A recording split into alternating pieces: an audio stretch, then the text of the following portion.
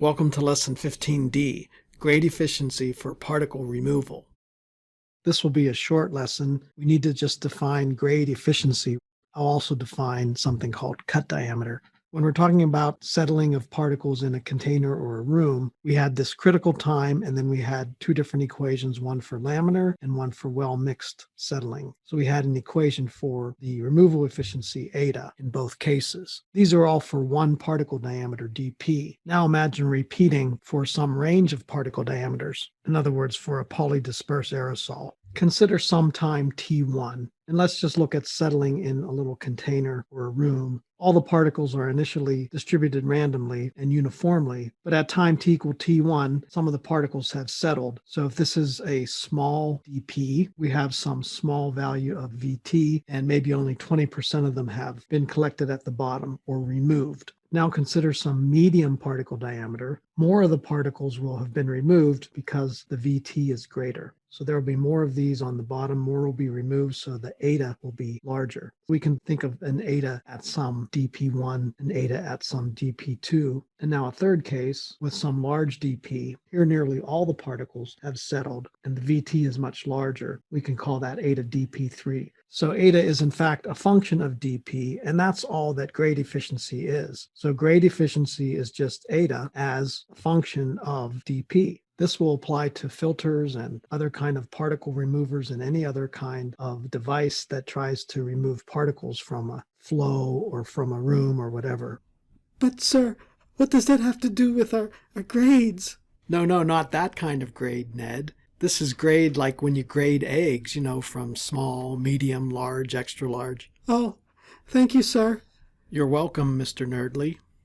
So let's take these same equations that I have up here, and instead of eta, we put eta dp. That's the grade efficiency. Now let's plot the grade efficiency at our time t1, which I had illustrated up here. So we plot eta dp as a function of dp. We'll typically use percentage, although remember that in these kind of equations, eta is not a percentage, it's a number like 0.2, which you would convert to 20%. Let's put a couple values on here, 100%, 50%, and 0. So what do we expect this grade efficiency to look like? Well, for the laminar case, we expect it to look something like that. It goes up until it reaches 100%. It can't be greater than 100%, so it's flat from there on. This is laminar settling, which, by the way, is what I was illustrating up here, the laminar settling case. At some time t1, we will have a removal efficiency for every different particle diameter. We can define this as some kind of a critical diameter because for dp bigger than this critical diameter, we have 100% removal. So eta dp is 100% from there on. Looking at our three cases up here, dp1, dp2, and dp3, these look like about 20%, 50%, and maybe 80%. So these would be somewhere like this, dp1, dp2, and dp3. What about the well-mixed case? Well, it'll look more like this. This is typical of the type of curve you get for the well-mixed grade efficiency.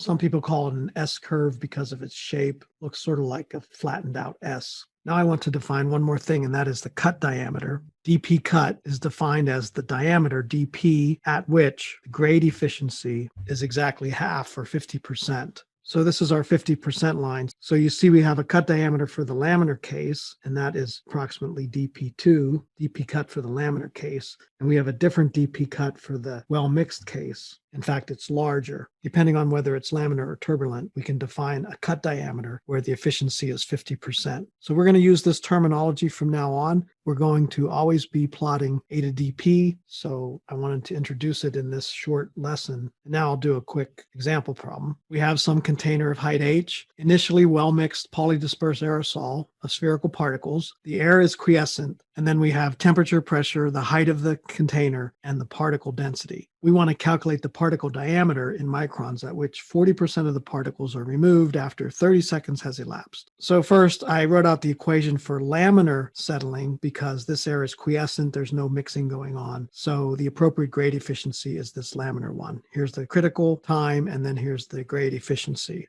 Problem is we don't know dp, and I'll just sketch what's going on here. We have some kind of a container with height h, and just like I sketched in those three cases, at some particular dp, eta dp is 40%, which is what we're after, but we don't know dp. This is at some time t1, which we're calling 30 seconds here. This is going to involve some kind of iteration. I'm going to show you the procedure to do this, but not show you exactly how to do it. I want you to do this on your own and make sure you can come up with my same answer. The first thing, step 1, is to calculate the air properties. You know how to do that. At this temperature and pressure, we get rho, we get mu, we get lambda. You know how to do that. Now let's guess some value of dP. For this dP of our guess, we have to calculate settling speed, Vt, which fortunately you have programmed into your software already. So we use our standard iteration procedure involving Knudsen number, Cunningham, Reynolds number, CD, and Vt, and calculate Vt at this value of dP. Calculate the critical time and eta of dP, which is just T over Tc, where this T is what I called T1, which is our 30 seconds from the given information up here. Now, unless you're really lucky, this will not be 40%. The next step is to compare A to dP with our desired A to dP, and they won't be the same from your first guess. So now you have to iterate and solve for the correct dP that yields A to dP equal 40%. How? I'll say any way you want. Trial and error. Just pick some new dP, do everything again. If you're using software, this is pretty trivial. Come up with another dP. It's not right, but maybe you're closer, and you keep trial and error until you get it right. That's one possibility. You can use the false position method, which I showed you before, which is kind of a glorified trial and error procedure where you do your next trial logically and systematically rather than just pulling something out of the air. Use Excel's what-if analysis. If you're using Excel, you can plot the grade efficiency as a function of dP. Just make a table and plot eta, and then just pick off of your plot where A to dP is 40%. You can make some iteration scheme like we did for calculating Vt, where you start with a guess and then somehow you come up with an equation for a new dP after step 5 and then go back to step 2 and repeat for a new dP, and then hopefully that will converge fairly quickly also, or any other way you can. Some software packages will iterate for you to find the answer. However you do it, you should get 41.3 microns as your dP. And make sure you can do this before you try the quiz or homework, etc., as usual. Thank you for watching this video. Please subscribe to my YouTube channel for more videos. 1, 2, 3. That's all there is to it.